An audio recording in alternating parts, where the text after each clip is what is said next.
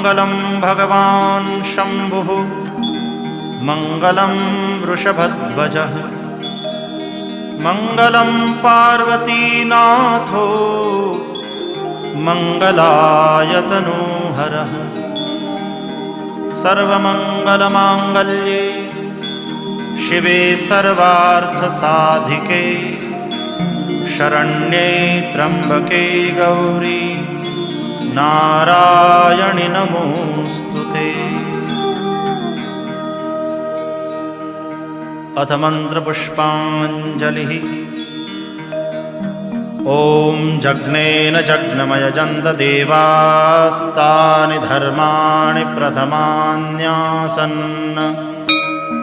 तेहनाकं महिमानः सचन्त यत्र पूर्वे साध्याः सन्ति देवा